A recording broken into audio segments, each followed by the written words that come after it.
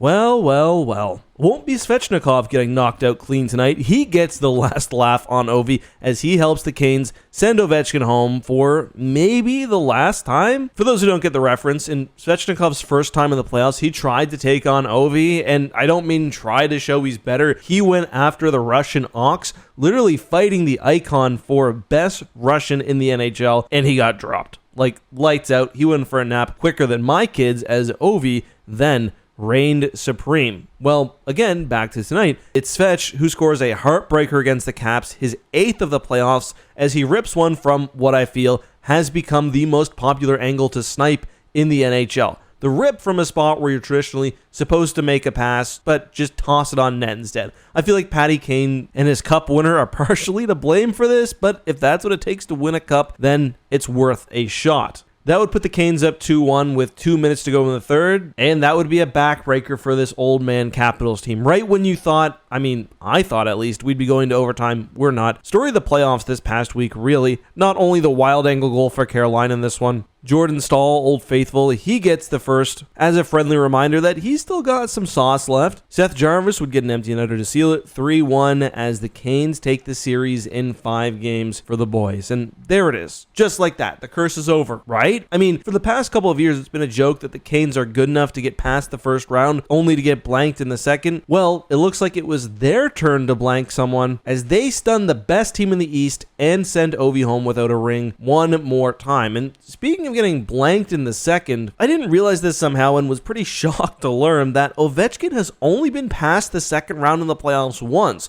of course the year they won. The Capitals have been in the playoffs 16 times, and he's only done it once. That's just crazy. And I gotta say, as a Rangers fan, it's not really surprising. The Rangers have been good for a long time in the East. The Penguins, of course, as well. That accounts for a lot of their losses. Anyway, this one is particularly bittersweet. He got the record this year, of course, but this could have been a last great run. But they're stopped short in just 5. At home in the second round, it just was not meant to be. As for the Canes, 2 series now wrapped up in 10 games. These guys are cruising, just waiting for the winner of Florida and the Leafs, and boy, I can see them easily beating either of these teams. A lot of people have pointed out, sorry Carolina, it's boring hockey to watch, but man, they are so sound across their entire roster. I certainly like them, Brandon does as well, and Rod's got these guys rolling like a well-oiled machine. So good that Taylor Hall actually came out today and said that it was because of Rod Brind'Amour that he wanted to re-sign in Carolina and why it was important for him to get that locked down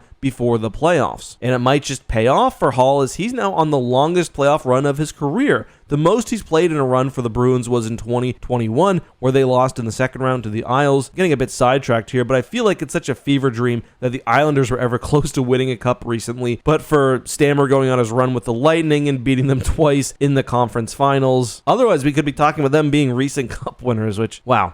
I forget those times easily, but I know they just got the first pick. We'll talk about that eventually. Going back to this one, the Canes are back to the Stanley Cup semifinals for the first time since 22-23. Not that long ago, but they were swept that year en route to the Panthers losing to the Golden Knights. Hopefully for Canes fans, this year is different. Personally, I love Rod. I'll always be cheering for him. But what do you take of Carolina making it back to the semis? And how about the Caps going out and Ovie going home? Will he even be back next year? Who knows? Either way, it's hard to imagine that Washington ever has a better shot and a better team around him as his career, at the very least, winds down. My thoughts, let me know yours down below.